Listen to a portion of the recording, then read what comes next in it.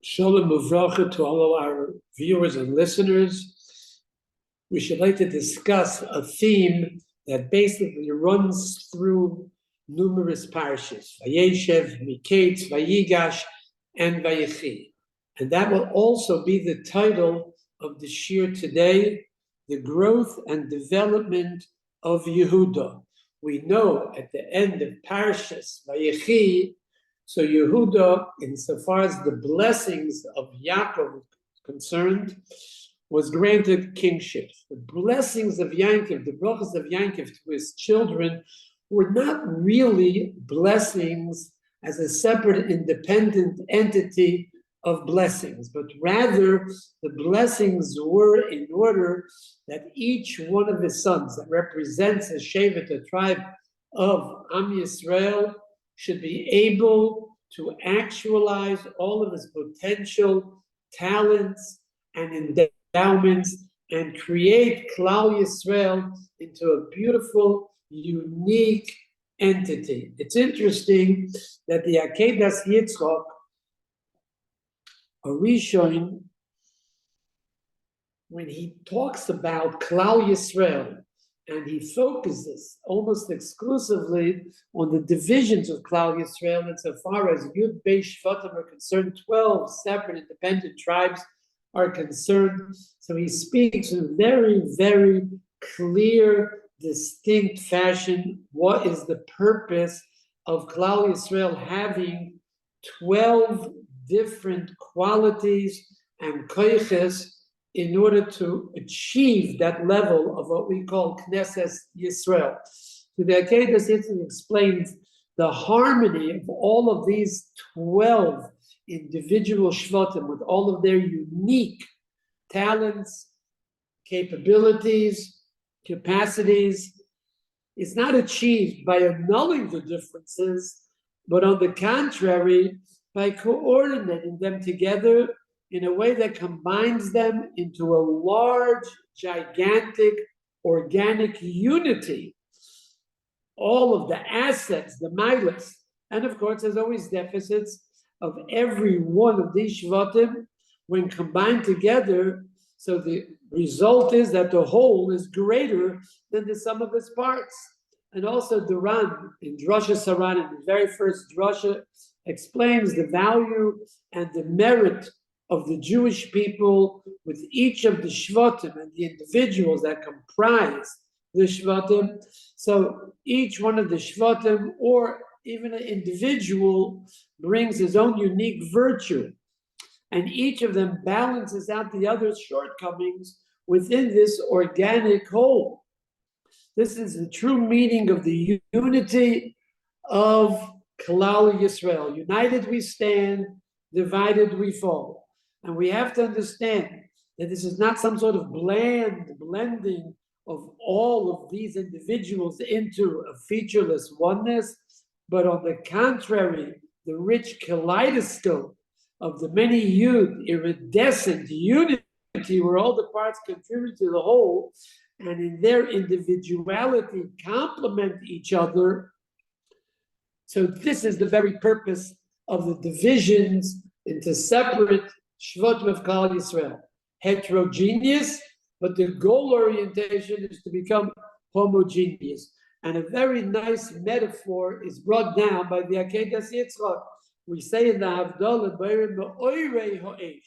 the Gemara explains why does it say who creates the lights of fire and not simply the light of fire.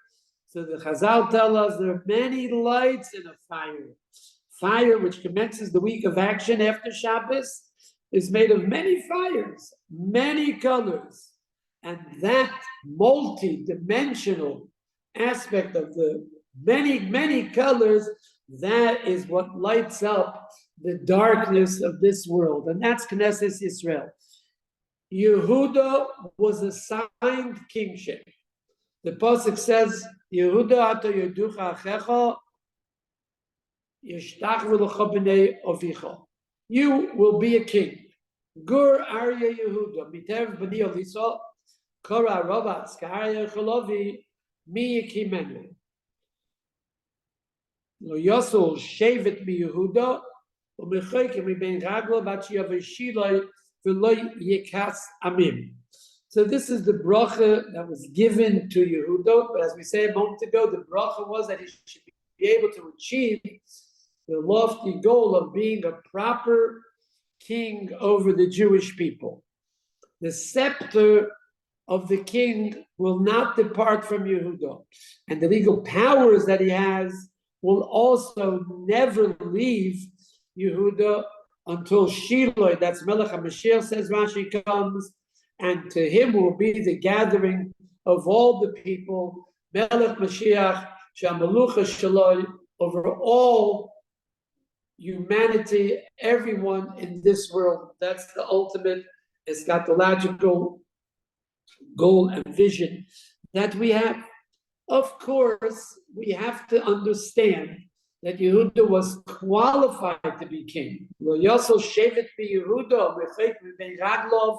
He was eminently qualified to assume the position of being the Melech Yisrael, and ultimately from him will descend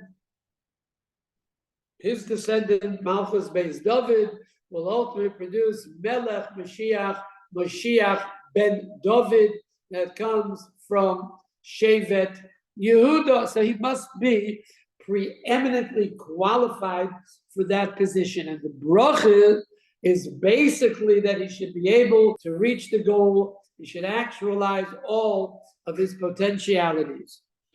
Interestingly, that according to the original plan, kingship should have gone to Reuven. Reuven lost out. Why did Reuven lose out? And we could also ask the question, why was Reuven also qualified, Hechsher Gavra, insofar as his personality and character is concerned, to be chosen as the king of Klal Yisrael? He could have simply said, Lo Yasol Shevet mi Reuven. Reuven lost out. So Yankov Avinu explains to us the reason he lost out was one simple reason. Great qualities of leadership Reuven possessed.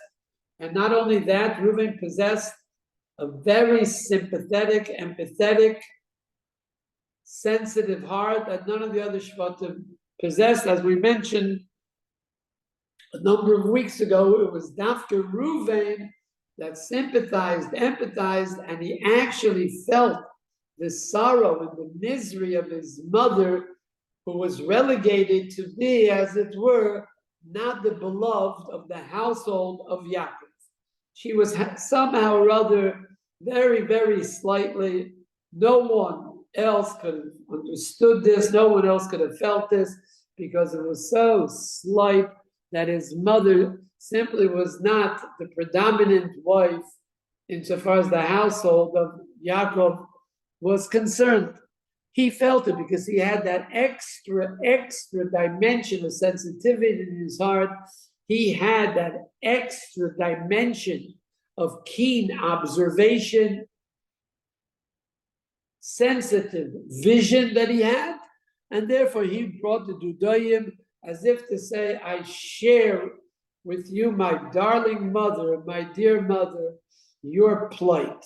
So he had one of the preeminent qualifications necessary for a king to feel, like the Kuzri points out, the miseries and the sorrows as well as the happiness and cheerfulness of the entire nation. He lost it. Why? Pachas kamayim al toisa. He lost it. You lose the extra qualities and extra positions that you were entitled to. Why? Pachas kamayim. When you spill water, it goes in all directions. So Reuven was rash. He was impulsive. And no question about it, he wanted to defend the honor of his mother. It looked like, we don't understand it, but it looked like somehow or other, after Rachel's stalkos, after Rachel died, so there was assumption was that he would be closer to Leah, as we said. We're speaking about these type of dimensions which are not palpable. We can't even understand it. It's so ephemeral. But nevertheless, he decided to change around the abode of Yankov, and Yankov was critical of him, not then, but now, and he said that you undermined my position. There's no question about it. The Gemara says, anybody who says Reuven Chota, it's a mistake, because his actual action was to defend his mother, and he fulfilled the mitzvah of Kabein, as far as Imecha is concerned. However, he undermined the preeminent authority of Yankov Avinu. Had he thought a little bit longer, and he would have realized the consequences of undermining the position of Yankov Avinu, his authority, and his awesome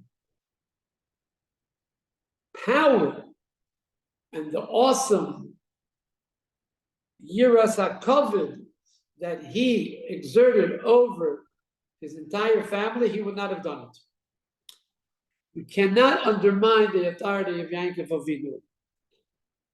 And if he realized that, he would not have done it. He realized it later on by Mechiras Yosef.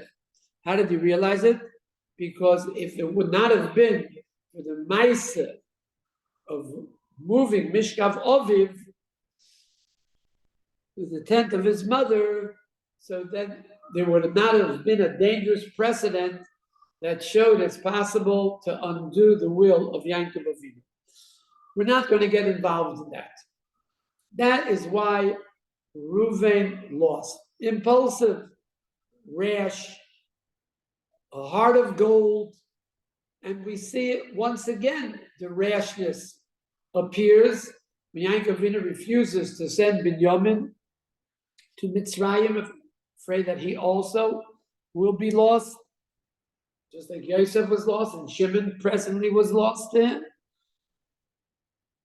So Reuven said something very rash and impulsive. Kill my two sons. So Yaakov said, "But they're not my grandchildren. You're going to kill children." It was no question about it. It emanated from a deep desire to help in times of crises.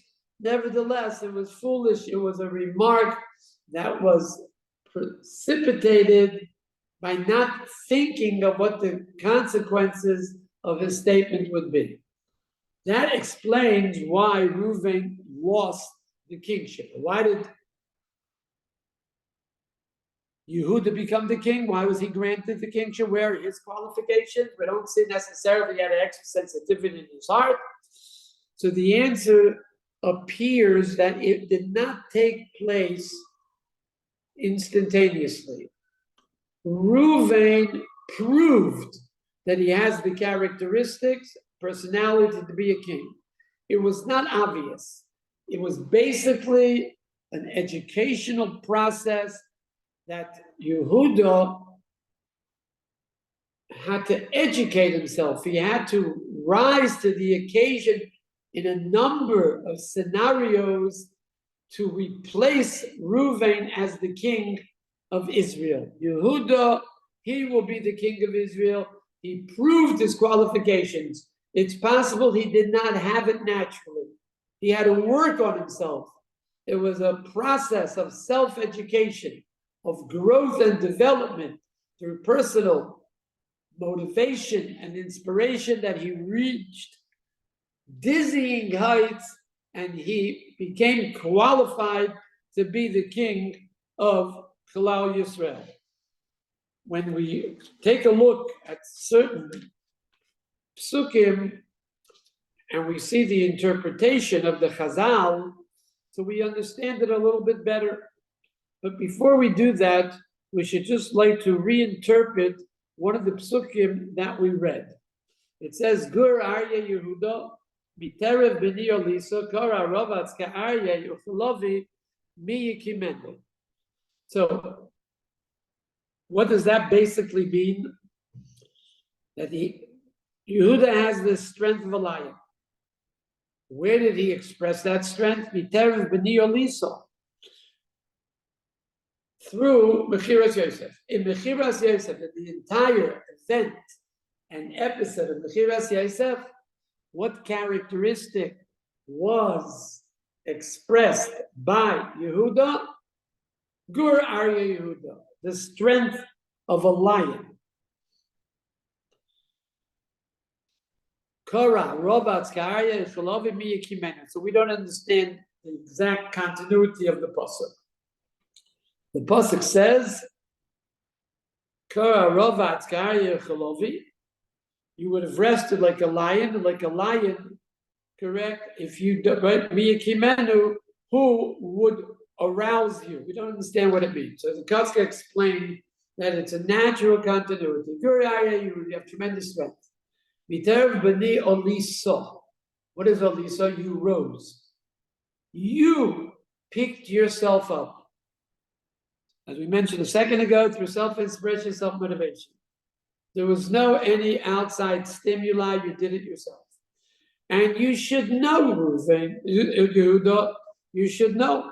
Kora, Robatz, Ka'arya, Yechalovi, you would be couched and you would lie on the ground like a lion. Mi Kimenu, who would arouse you if you did not arouse yourself? In other words, this is an explanation for the word Olisa. Guraya Yehuda, Biterev B'ni Olisa. That's reference to Yosef. The brother said that it was torn apart by a lion. And if it wouldn't be Olisa, had you not picked yourself up, so what would be the result? A lion, when it's crouched and it's lying down, of course it has power. But what good is the power? It's not being manifest. It's not being utilized. Who could pick you up if you're crouched, if you're lying down and you do not utilize the power of a lionine personality, if you yourself don't do it? So Reuven lost out on the kingship, Yehuda gained the kingship, and where did the process start? Insofar as Yehuda displaying and demonstrating that he has the qualities of being a king in Israel. Reuven had it naturally, he lost it. Naturally, he didn't have the qualities, but he rose to the occasion because he did have a lionine personality. He was strong as a lion in his inner personality as well. And when the occasion called for it, it was Yehuda who answered the calling. And this is exactly what the Chazal tell us. The Chazal indeed told us this on a very, very strange, you could honestly say, it was quite strange, the juxtaposition of this entire episode, like Rashi points out. And that is, of course, after Mechiras Yosef, the Torah turns its attention to Yehuda.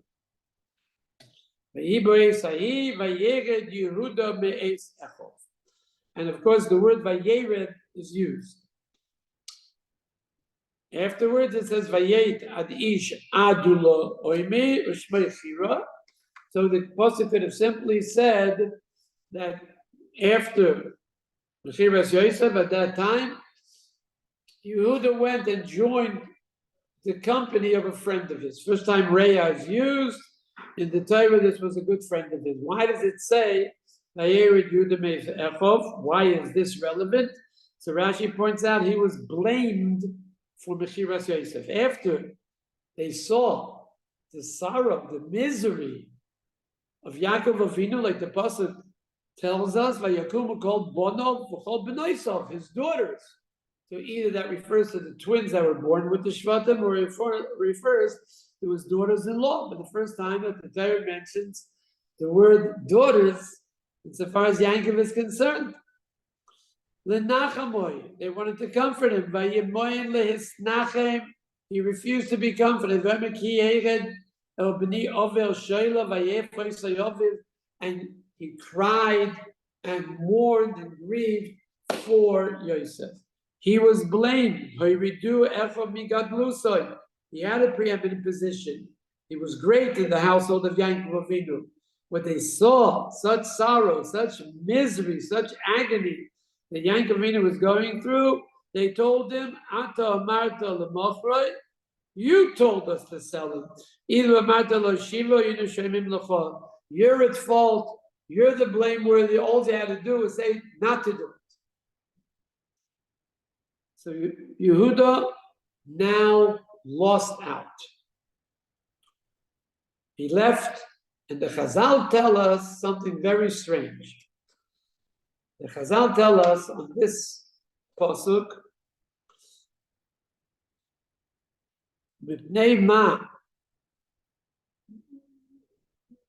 what happened exactly over here?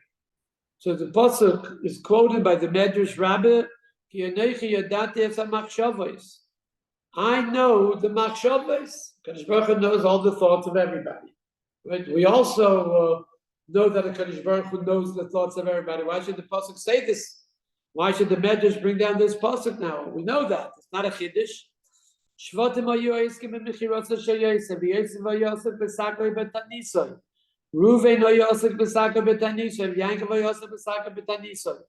V'Yehuda v'Yosef likach lo'isho. The Kadosh Baruch Hu Yosef boirei oirei shel melech haMoshiach, like the pasuk says, Vayigash Yehuda, and he got married. So we don't really understand what the pasuk is coming to tell us. We really don't understand what the pasuk is coming to tell us.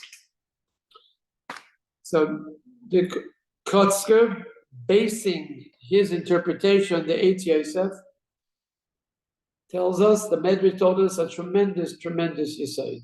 Unbelievable. Something which is very relevant to all of us.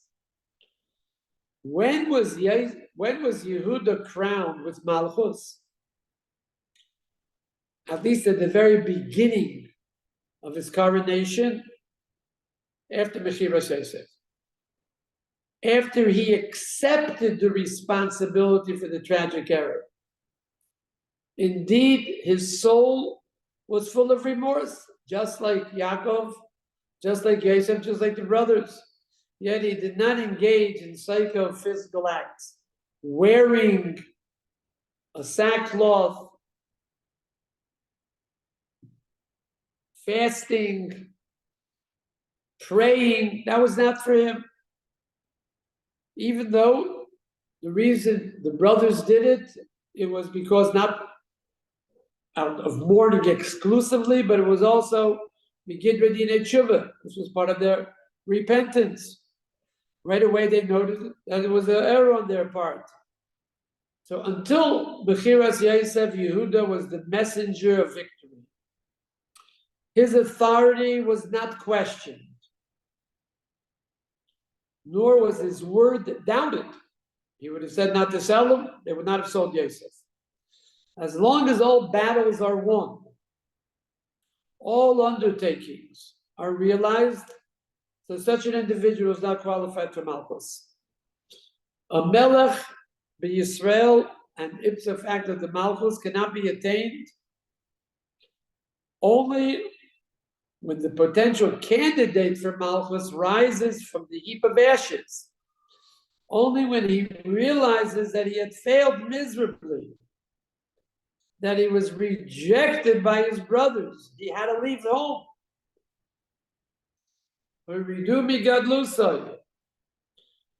Dafke, in the deepest isolation and his desolation and frustration, when he became aware that his Torah wisdom and the course to greatness were a mere illusion, Yehuda rose from the abyss, and he started, like the Kotzker told us at the very beginning. What's the first mitzvah of the Torah? Pru. He went, he got married, to become the first mitzvah of the Torah. This requires unlimited courage, great determination. And Yehuda blazes a new trail and sets a new goal. and that is to begin his life anew. And HaKadosh Baruch Hu said, because he's capable of beginning again, realizing that his whole Torah could not in any way direct him in the most difficult crisis of his life. He failed miserably, but he picked himself up and he started again.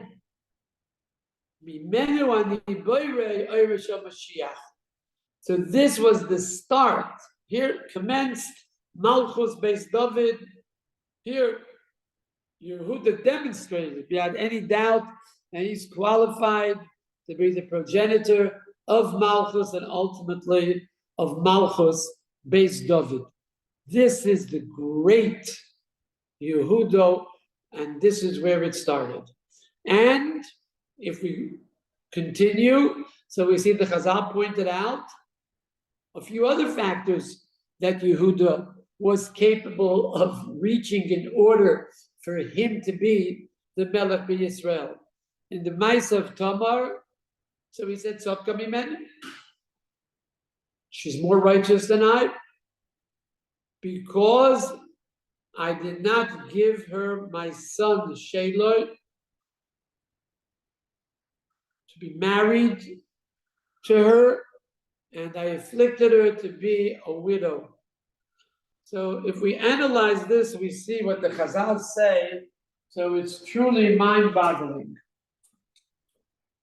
The Midas or Emes of Yehuda, without any types of self-serving interest. Who was there on the Bezdin? In other words, the Yalkut Shimoni asked a simple question: who said that she deserves to be burned? It must have been a tribunal. Dinei Nefashos. So the Yalkut Shimoni says, indeed, there was a tribunal. Why did the Torah record Yehuda? He gave the verdict. He condemned her to death by burning. Is because in Dinei Nefashos, when we have a tribunal dealing with capital punishment, so we always start with the least important dayan, the least important judge. And that was Yehuda. Why was the least important? Because on that panel of judges, remarkably, was Yaakov Avinu and Yitzchak. Yitzchak was still alive at the time. This is what the Chazal say on the Yalkut Shimoni. And nevertheless, the Chazal tell us, the Pasuk says, the Chazal explaining, Vayaki Yehuda vayom tzodka mimeni, ki al kein lo nesatir l'sheila b'ni. Despite everything, and like Rashi points out, he did not have to admit guilt.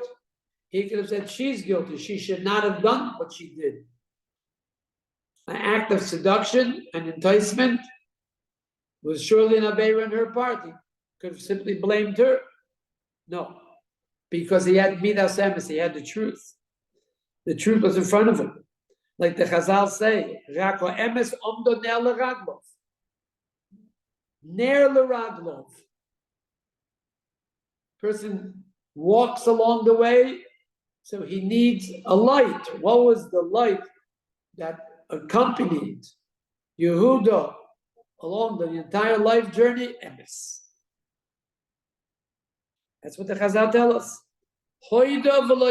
She admitted that he is wrong, Tamar is right, and it did not bother him the shame and embarrassment he had in front of the great Yaakov and the great Yitzchak Avinu in his older age. And he said the reason he should have given it l'Sheila B'nai, to his son Sheila.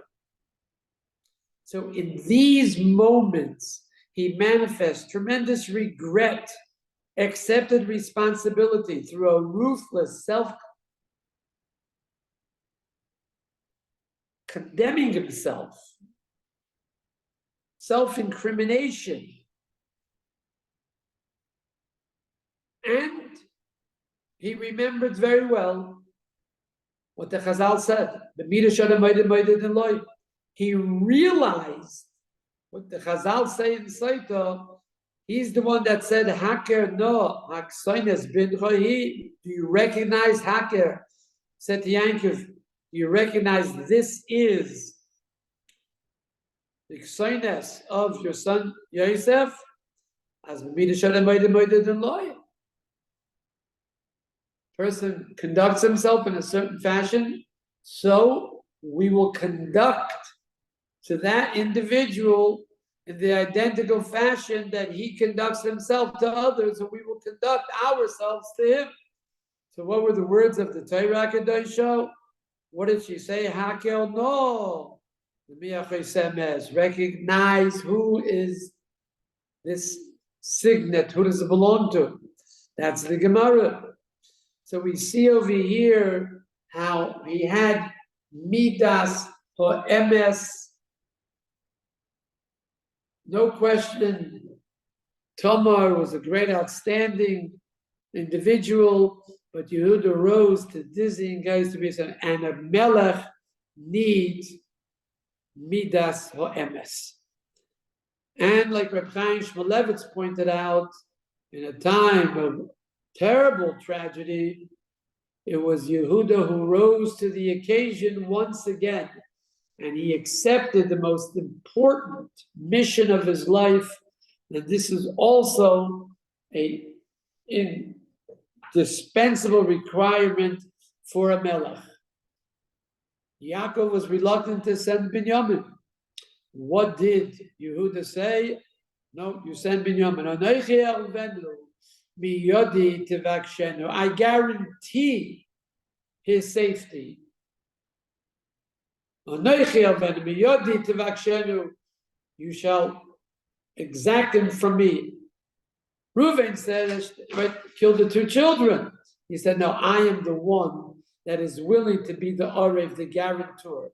Just like we have, and the Gemara learns out, that we learn the principle of arvus, of somebody guaranteeing a loan to the creditor, and gives over the money to the debtor. So we have a concept of arvus where one accepts upon himself the responsibility to pay back.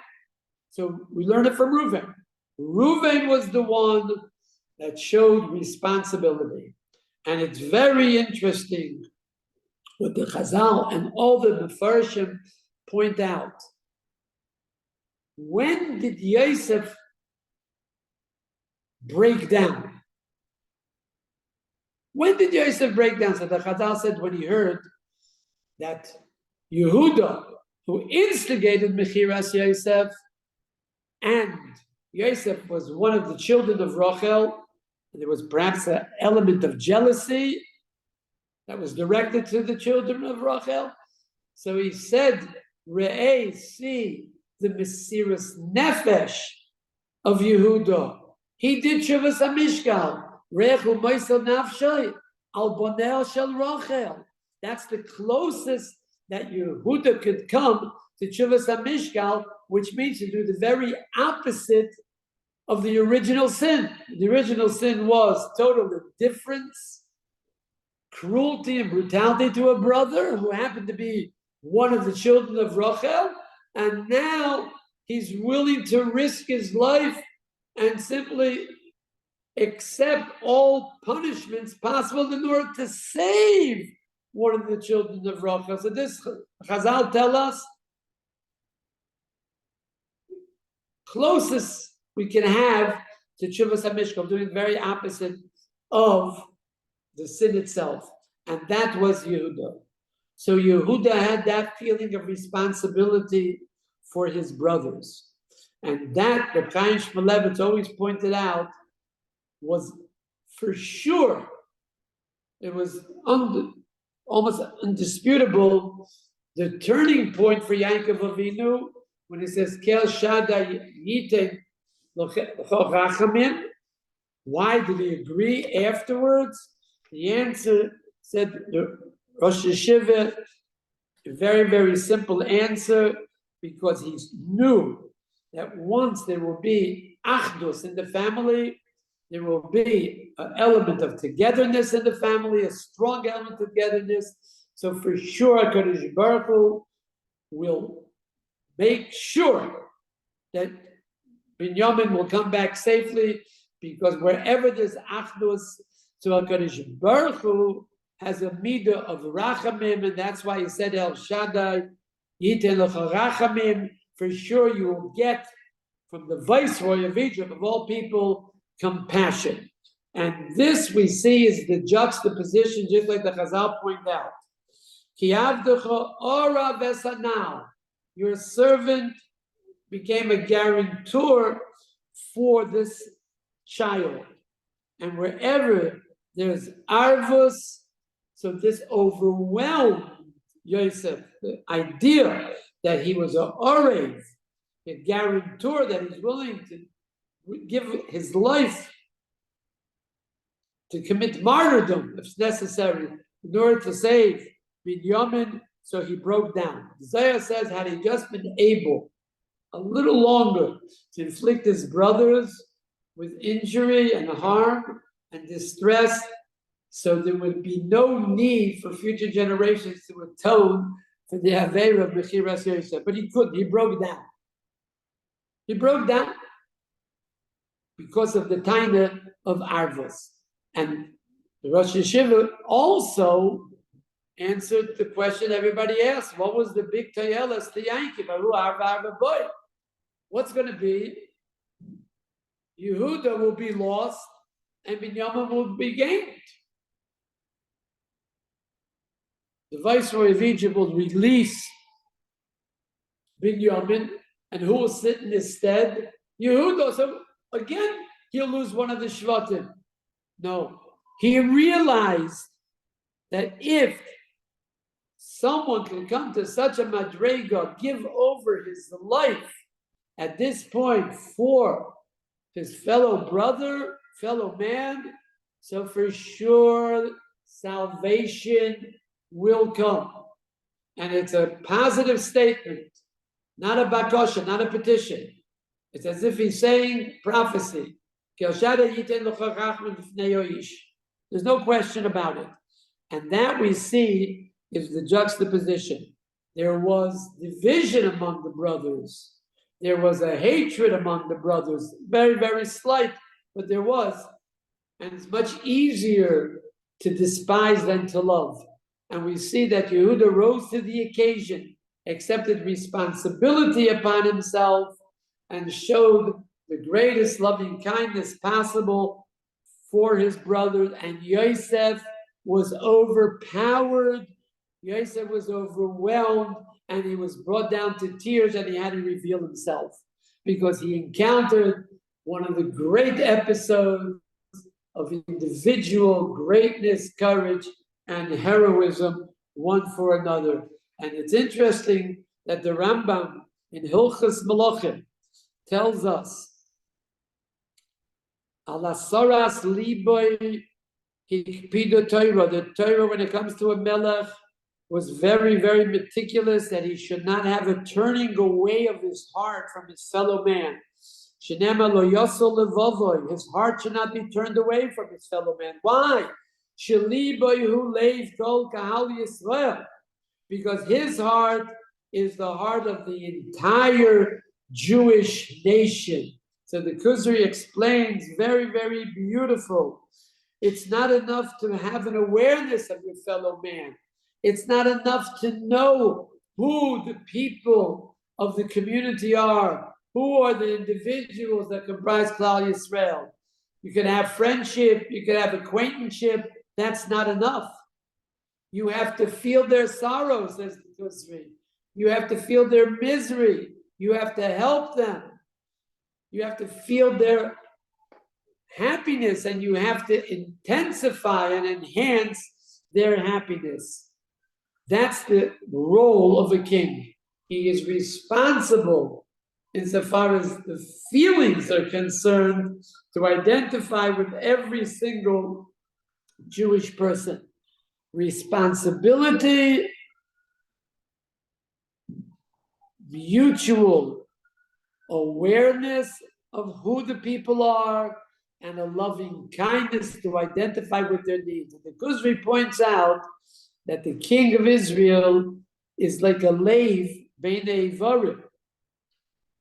Why? He says because he's the first one, even before the individual feels the aches, pains, and suffering, he feels.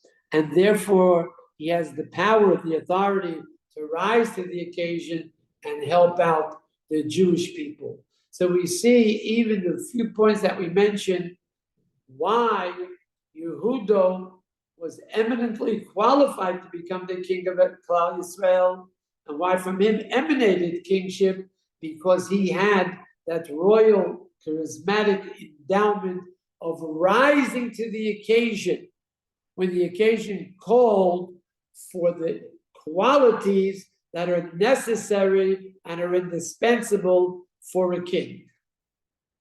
All the best to all of our viewers and listeners. Thank you very much for tuning in.